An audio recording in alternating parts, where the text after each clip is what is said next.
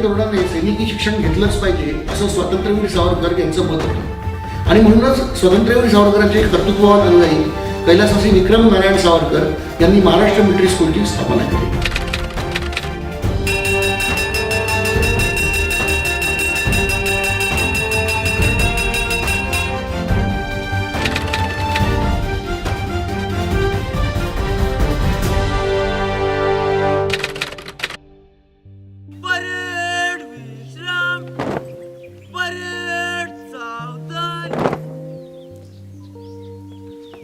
लोक समजतात तसं सैनिकी शिक्षण म्हणजे केवळ नेमबाजी किंवा कवायत नाही, तर मुळात एक अधिकारी निर्माण होण्यासाठी जी मनोवृत्ती निर्माण व्हावी लागते त्यासाठी जे प्रशिक्षण द्यावं लागतं ते म्हणजे सैनिकी शिक्षण.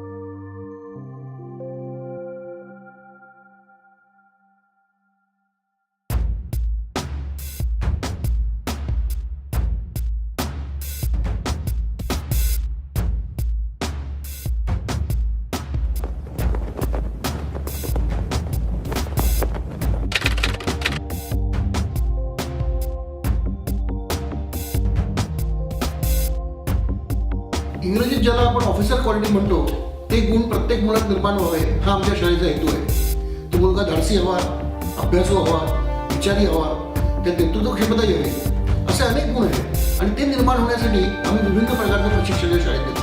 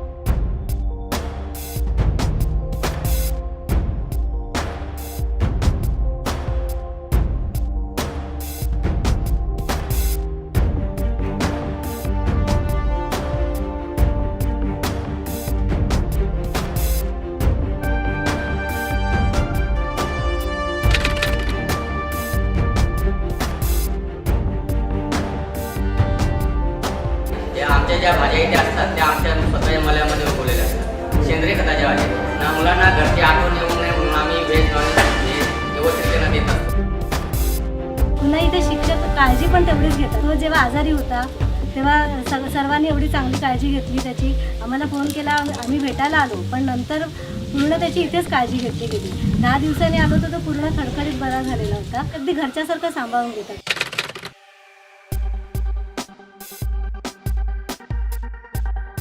महाराष्ट्र मिलिटरी स्कूलमध्ये 3 स्तरावर अध्ययन अध्यापन चालतं. परंपरागत पद्धतीने मिळणाऱ्या शाळेत शिक्षण या ठिकाणी मिळतंच. त्या व्यतिरिक्त डिजिटल क्लासरूम लर्निंग मेथडद्वारे ऑडिओ, व्हिडिओ, व्हिज्युअल माध्यमातून विद्यार्थ्यांना या ठिकाणी शिकवलं जातं.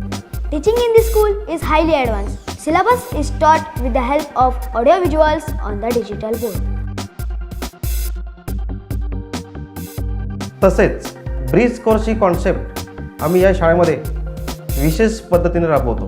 ब्रिज कोर्स अंतर्गत आमच्याकडे येणारा प्रत्येक विद्यार्थी प्रत्येक विषयामध्ये कच्चा आहे असं आम्ही समजतो आणि विशेष तासिका घेऊन त्या विषयातील बेसिक कॉन्सेप्ट क्लिअर होईपर्यंत आम्ही त्याला या ठिकाणी मार्गदर्शन करतो.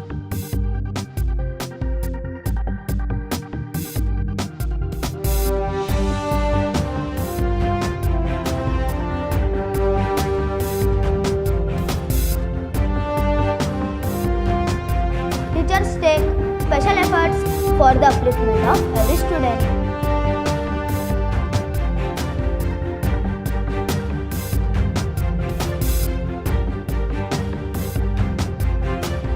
परिणामी त्या विद्यार्थ्याचं क्लासरूममध्येही टीचिंग होतं, ऑडिओ व्हिडिओ डिजिटल लर्निंगद्वारेही टीचिंग होतं आणि ब्रिज कोर्समध्ये त्याचं अध्ययन अध्यापन होतं. या सर्वाचा परिणाम असा होतो की विद्यार्थी या ठिकाणी अभ्यासाकडे आकर्षित होतो.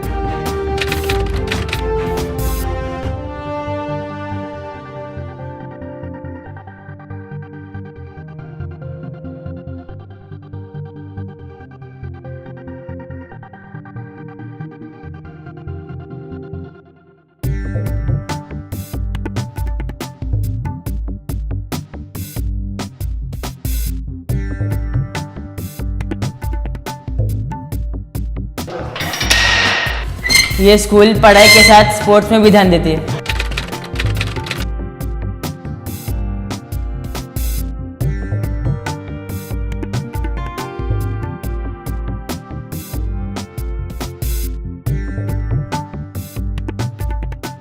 मुलांची शारीरिक आणि मानसिक वाढ साधारण 14-15 वर्षापर्यंत पूर्ण होते आणि म्हणून पालकांनी केवळ अभ्यासावर लक्ष न देता त्याची सर्वांगीण वाढ कशी होईल याच्याकडे लक्ष दिलं पाहिजे आणि मला वाटतं सैनिकी शिक्षण देणं हाच एक त्यातला एक उत्तम मार्ग आहे.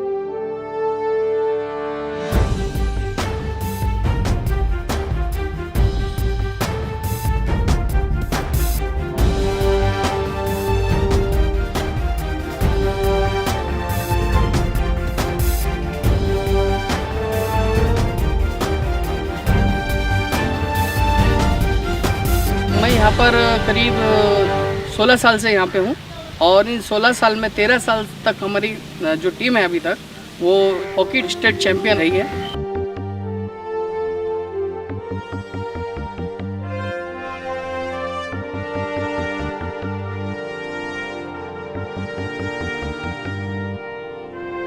कम से कम 200 बच्चे जो है नेशनल खेल चुके हैं, जिन्होंने महाराष्ट्र का प्रतिनिधित्व किया, नेशनल में कैप्टन भी रहे हैं। स्टेट की जो एक महत्वपूर्ण ट्रॉफी होती है मेजर ध्यानचंद ट्रॉफी, वो इस साल हम लोगों ने जीती है।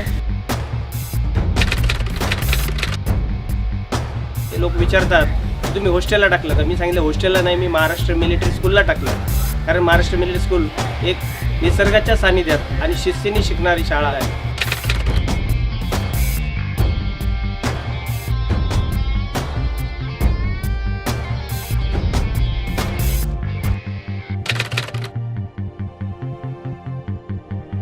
बऱ्याचदा पालकांना मुलांना निवासी शाळेत ठेवल्यानंतर त्यांना अन्न कसं मिळेल याची काळजी वाटत असते. त्यामुळे त्यांना घरच्याच सारखं सकस आणि पोषक आहार इथे आम्ही देतो.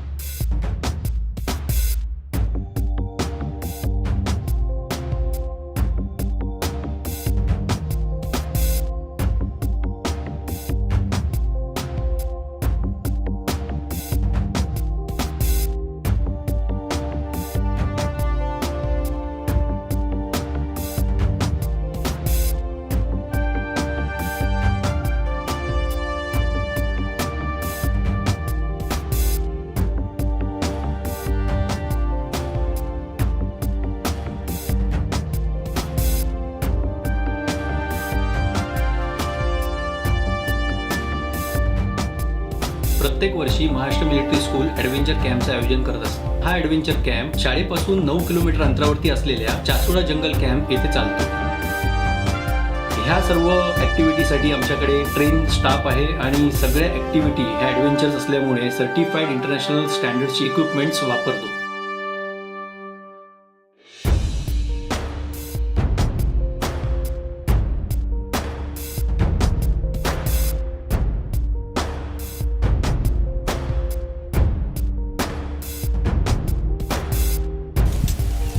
That's me. I am climbing. Climbing on. Deleted. ह्या कॅम्पमध्ये बेसिकली आम्ही माउंटेनस ॲक्टिव्हिटी म्हणजेच रॉक क्लाइम्बिंग, ह्या रॉक क्लाइम्बिंगमध्ये स्मॉल बोल्डरिंगपासून ते लॉंग रॉक फेज हा कसा क्लाइम्ब करतो ह्याचं बेसिक ट्रेनिंग केलं. त्याचबरोबर रॅपलिंग, झुमारिंग, व्हॅली क्रॉसिंग आणि रेस्क्यू ऑपरेशन्स शिकवले जातात.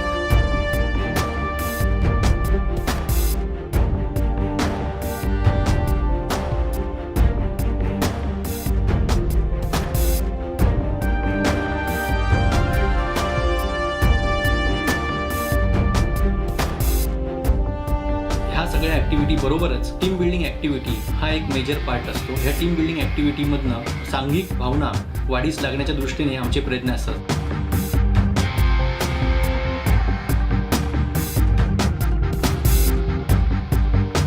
आणि त्याचबरोबर प्रत्येकाच्या लिडरशिप क्वालिटीज कशा डेव्हलप होतील ह्याकडे जास्त लक्ष दिलं जातं.